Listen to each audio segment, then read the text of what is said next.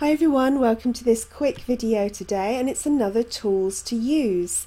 Now this is actually for people who use the WordPress platform. So WordPress that's on your own domain, a self-hosted blog, wordpress.org, not wordpress.com. And what I'm going to do is take you over to this site here, which is called whatwpthemeisthat.com, and I will put a link below the video. Now, you've probably often seen a website around the net that you've liked the design of and you've wondered, I wonder what theme they're using for that. Or maybe you've seen some functionality on their site. Maybe they've got a cool toolbar, a share bar underneath their blog posts, or you know that you like the look of their social media buttons or something like that. And this site can help you find out both the theme and the plugins that the person's using.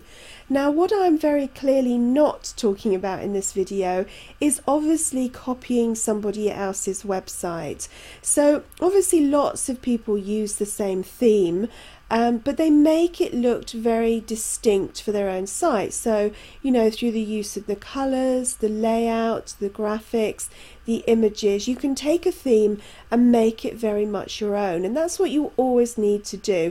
A, because, you know, copying somebody else or using the same things that they've got on their site is not legal, but also because you want to create something that's unique. You want to stand out, you want to make it your own. So obviously, with that said, we're not talking about this from, you know, trying to emulate somebody else's site completely, and I'm sure nobody would do that. But just to kind of clarify that, what I'm talking about is you see a site, you like the layout of the theme, you just want to see if that would be a good fit for you, or again the functionality. So what I'm going to do is I'm going to take you actually into one of my sites, so it's artofcrafts.net.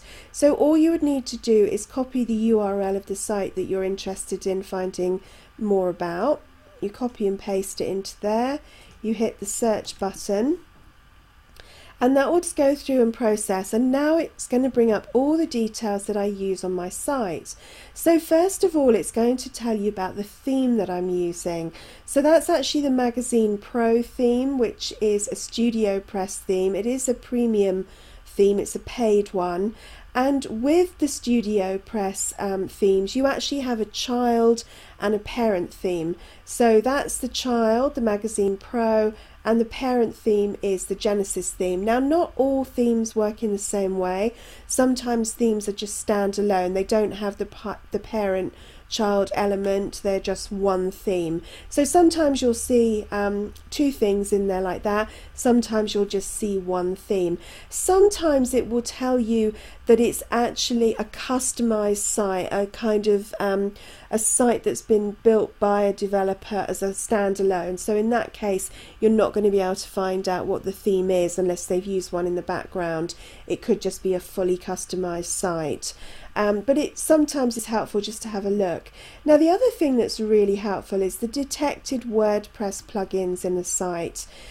So we were talking about toolbars. So let's just pop in here to one of my posts. So supposing you're in my site, you scrolled down and you liked the look of the toolbar that I use underneath my posts, where I can easily share posts across the internet once the post has gone live.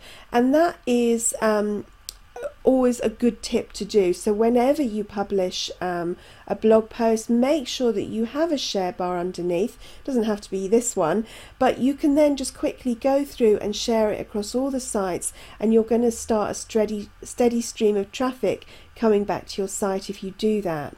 So if I saw that on there, then I would just pop back here and I could scroll down until I found the right one, and it's actually number 12 on here. It's the Simple Share Buttons Adder. It's a free plugin that you can download from wordpress.org.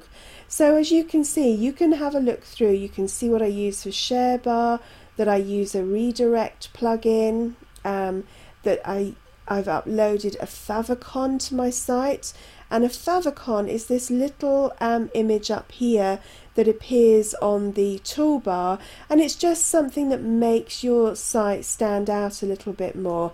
As you can see, I took the flower from my logo and uploaded it there. I will be doing another video in an upcoming week actually on creating a favicon, so you can check that for that if you want to have a look at it.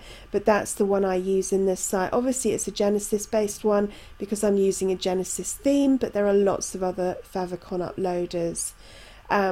Google, Genesis responsive slider, simple social icons. That's what I use to create my icons for social media at the top.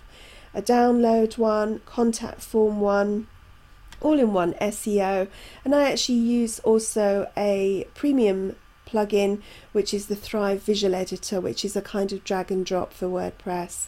So that's just really an insight into how you can do that. If you do see a site, you want to find out a bit more about it, you maybe want to implement some of the functionality that they use, pop in there, just put the details in and it will come up for you. I hope that's been helpful. Any questions, leave them in the comments section on the blog post or on YouTube, and I'll see you in the next video. Thanks guys.